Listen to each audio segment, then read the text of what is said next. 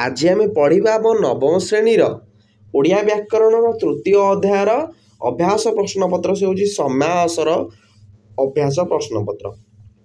ताहले पिलाने एक नंबर प्रश्न समास काहाकू कहती। परस्पर संबंध रही दुई बा तहिरु अध पद को एक पदरे परिणत करिवार प्रक्रिया को समास कहती। तापरे दुई नंबर प्रश्न विग्रह काहाकू कहती। समास रे थिबा पदगुड़िकर परस्पर संबंध जानिया पई जेउ वाक्यटी गढ़ा जाए सेही वाक्य को विग्रह कहुए। यथा जलदान करे जे जलद, एठारे जलदान करे जे हेला जलद, बुझेला। ताहले तीन नंबर समस्या मान पद काहाकू कहती। जेउ पदगुड़िकर मिश्रण रे समस्त पद गठित हुए बा समास पद गठित हुए सेही पदगुड़ी को समस्या मान पद कहती। यथा धन को प्राप्त है धन प्राप्त, एठी धन और प्राप्त गोटे गोटे समस्या मान पद। 4 नंबर पिला माने पूर्व पद प्रधान समास गुड़िकर नाम लेख है। दिगु और अव्यय भाव समास गुड़िक समास दुईटी पूर्व पद प्रधान समास कौन द्विगु और अव्ययी भाव। उपपद क्या कहते 5 नंबर देखिबा।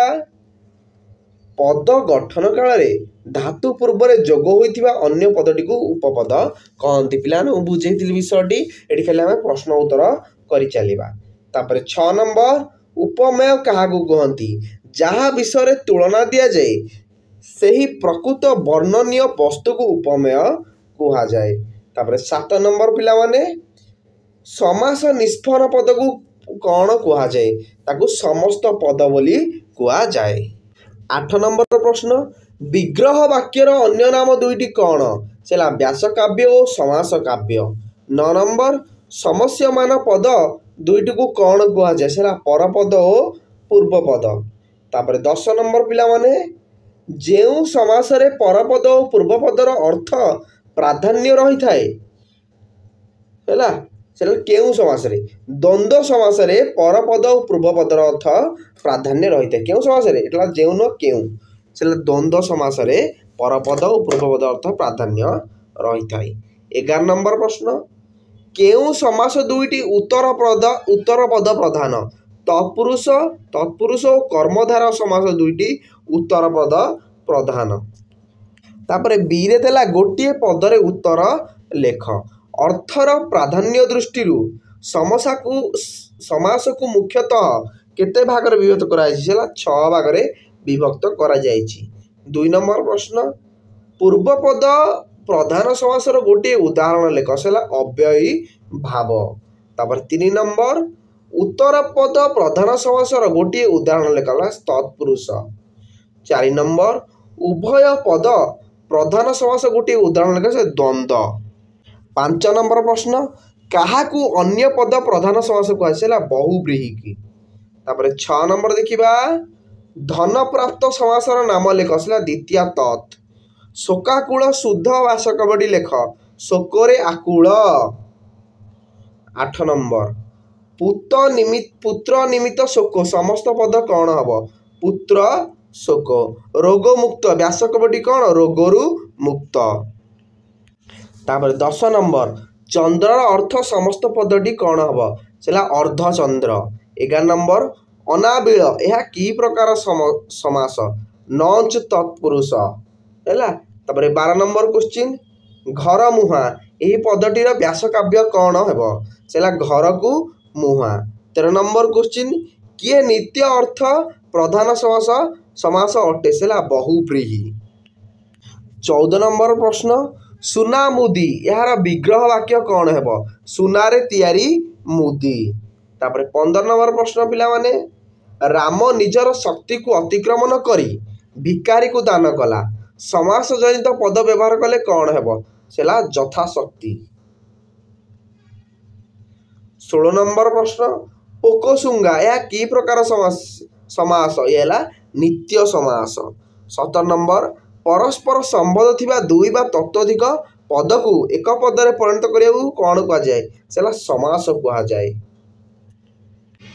नेक्स्ट प्रश्न पिला माने शून्य स्थान आम पूरण करवा नाही पत्नी जार समस्त पदटी हम विपत्निक नाही कार जार है समस्त पदटी बेकार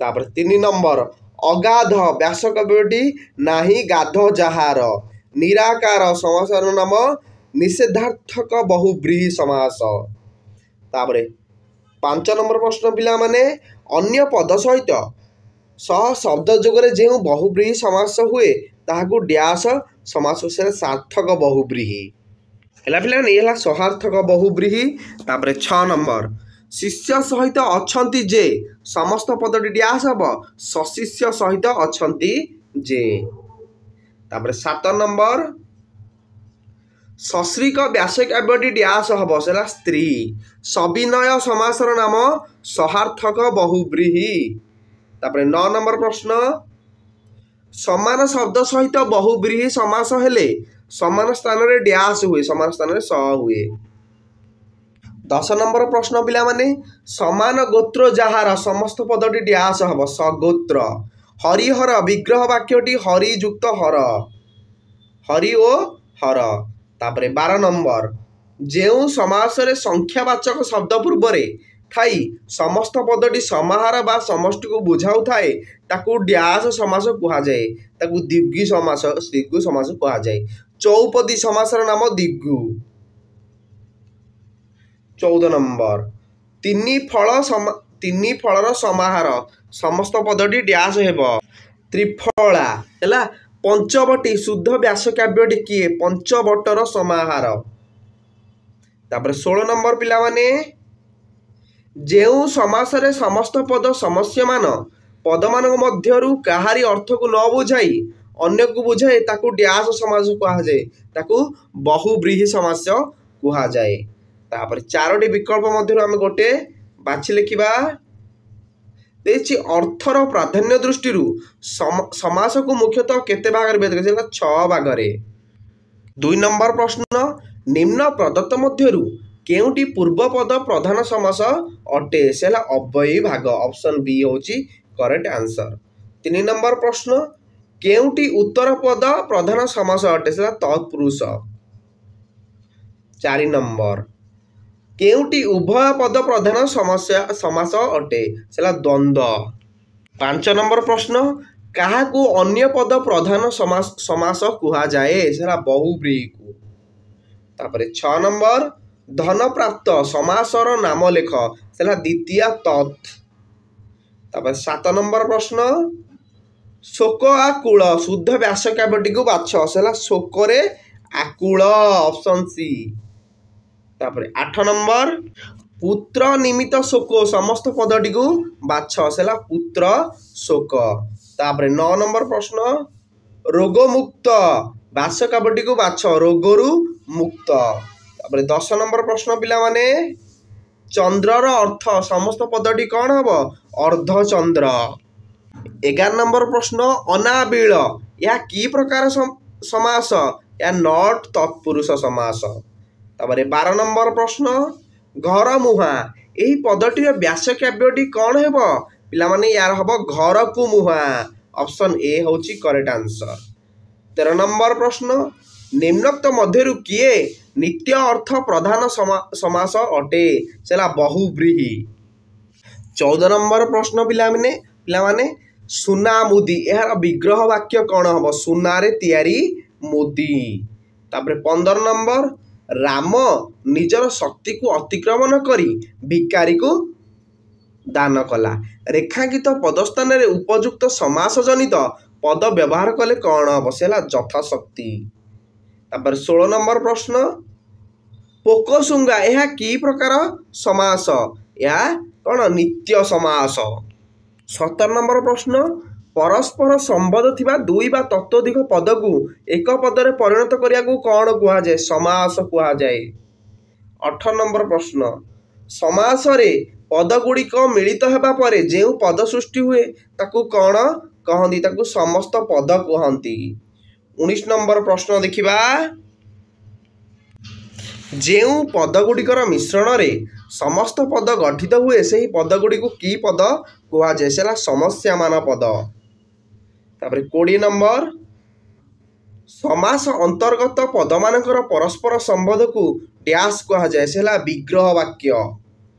21 नंबर प्रश्न कूल बुड़ा शुद्ध व्यासकाव्यटी बाछ ताले कूल बुड़ाए जे। 22 नंबर प्रश्न जलद समासर नाम लेख उपपद तत्।